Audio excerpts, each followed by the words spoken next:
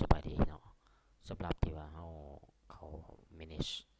บ่ได้เนาะเบิ่งจะว่าเขาจะเขา this manager นี่บ่ได้เนาะเพราะว่ามัน unable to connect to virtual disk service เนาะมันมีปัญหาเนาะฉะนั้นเราจะใส่อัน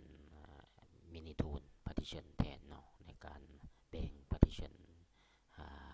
USB boost เนาะที่เราจะเฮ็ดเป็น USB ลง Windows 10 Windows 11เนาะเราจะดาวเอา mini tool นี่มาเนาะเป็นportable เนาะข้าพเจ้าดาวน์โหลดมาแล้วเนาะฉะนั้น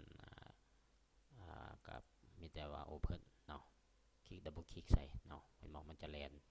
หาเห็นบ่นี่ในกรณีนี่ที่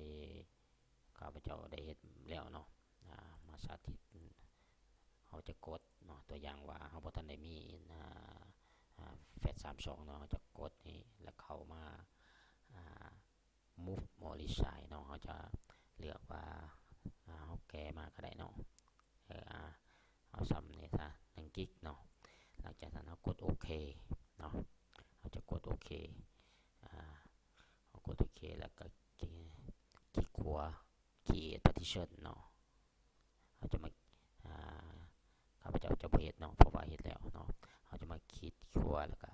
มามันจะมี create partition เนาะเป็น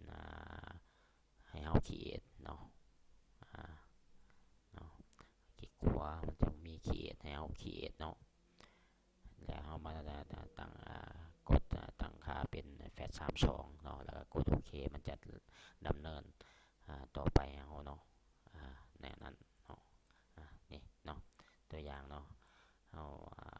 มันจะคลิกสิเนาะมันจะ yes จะ continue เนาะเราจะกด yes แล้วมันจะต่อไปแต่ข้าพเจ้าบ่เฮ็ดเนาะมันสิเฮ็ดใน USB ที่ว่าเราเฮ็ดแล้วพังเนาะเห็นบ่เนาะ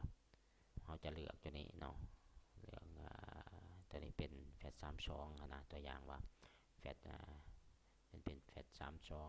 เนาะจะมีให้เราเลือกเนาะจาก NTFS เป็น FAT เราก็จะเลือกเป็น FAT เนาะเราจะเลือกเป็น FAT32 เด้อเนาะโอเคก็ขอบใจ